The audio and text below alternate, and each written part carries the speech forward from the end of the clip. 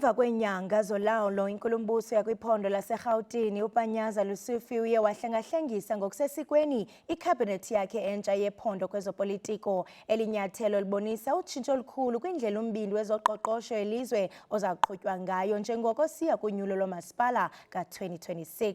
Ukuhlalutya ke oluhlengahlengiso ngakumbi sawuhlalutya nomhlalutyi wezopolitiko uGqirha Ongama Mtimka. Gqirha Mtimka, masikubulise sikwamkele SABC Lihaye, sibambe ngazo zozibini ngexesha lakho.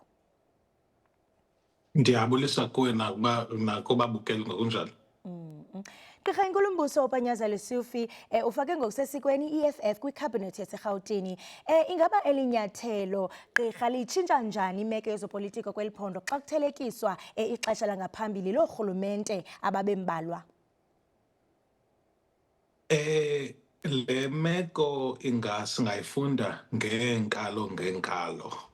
Okokuqala, iqinisa inyathelo iGauteng eyathi yalithatha phantsi koPanyaza Lesufi, okokuba yona yahluke kwimanyano ekhoyo national kwi-ANC.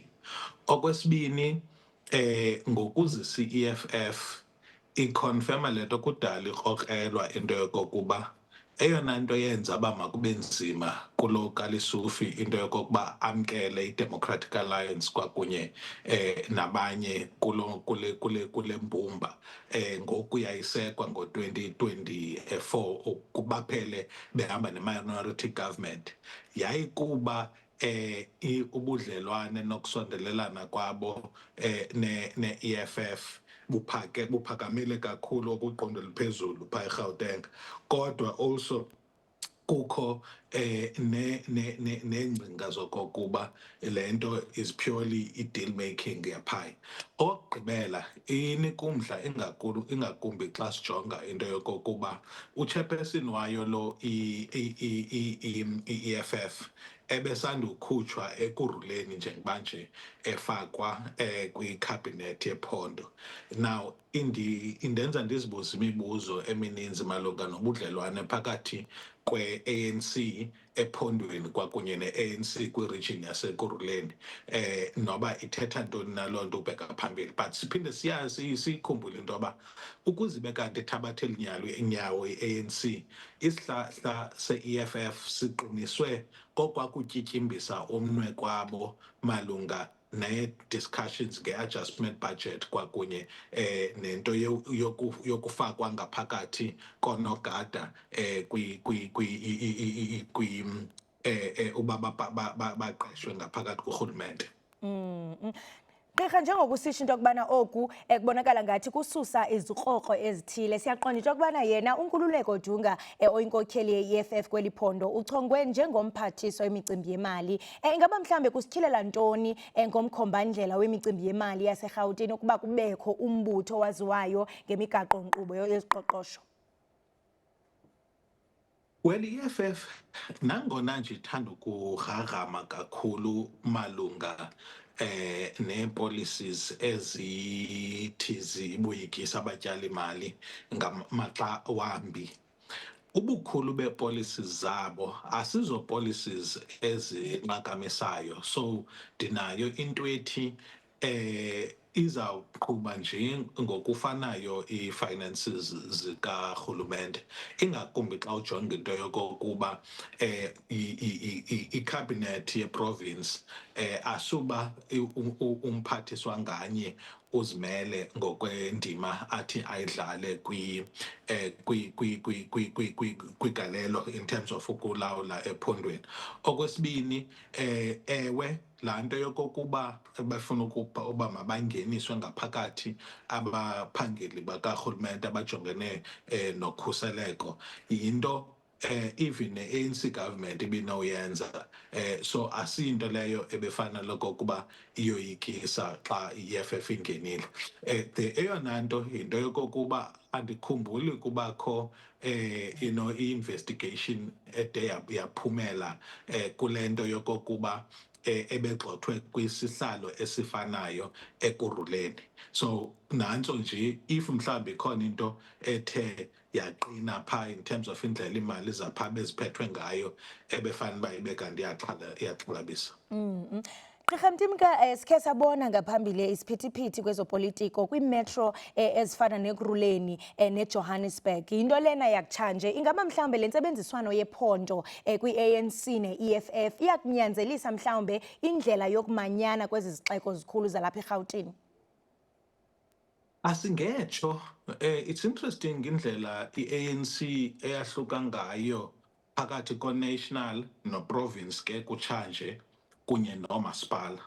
Omasipala utshintsho luthi lenziwe khona lutshintsho maxa wambi oluphenjelelwa yipolitiki yapha kulaa masipala uthile. So xa kusenzeka utshintsho kwindawo ethile ayithethi loo nto into yoba kuzawuba khona utshintsho olunximeneyo kwelinye ibakala likarhulumente. But kwiprovince enye xa kusenzeka ii-developments ezinje iyabonakalisa into yokokuba intsebenziswano ingakhona yaye futhi izinto athi amaqela azibeke etafileni kwiprovince enye iyakwazi into yokokuba ithi izinto ezenzeka kumasipala othile kufuna uba mazilungiswe eprovinsini okanye kufuneka uba mazilungiswe komnye umasipala kwalapha eprovinsini. But loo nto ayithethi ukuthi qho kusenzeka utshintsho kwibakala elithile likarhulumente liza kwenzeka nakwelinye. Gqirha Mtimka, siyaqonda into yokubana lusondele unyulo lomasipala kulo nyaka. Abavoti mhlawumbe bangasabela njani kolu manyano lusesikweni? Ingaba mhlawumbe oku kuyasiqinisa isiseko se-ANC okanye kubeka emngciphekweni ukwahlukana kwabavoti abaphakathi abanokuthi mhlawumbe balilumkele ifuthe le-EFF, njengokusitsho into yokubana mhlawumbe kubonakala ngamanye amaxesha baba sezigrogriso kwii-policies ezithile? Ndicinga uba likhwelo elibalulekileyo kwiingcali ezijongene nezifundo zezopolitiko okokuba khe sijonge ubudlelwane phakathi kokukhetha kwamaqela athile emibutho abamasebenze nayo xa bephethe kunye nee-choices abathi abavoti bazenze xa sisiya kulo nyulo. Ngokwangoku I think eyona nto ephakamileyo kubavoti yinto yokokuba ingaba iqela elithile ebelikhokhela okanye beliyinxalenye ye-coalition likwazi ukuza nantoni okanye lafeyila ukuza nantoni, and then abantu bavote ngolo hlobo. So ndicinga fanuba ngaphezu kwemanyano ezithile abantu ekugqibeleni bawujaja urhulumente okanye umasipala kangangendlela athe wasombulula ngayo iingxaki zokuhlala ngaphezu kokokuba leliphi na iqela abathe bamanyana nalo.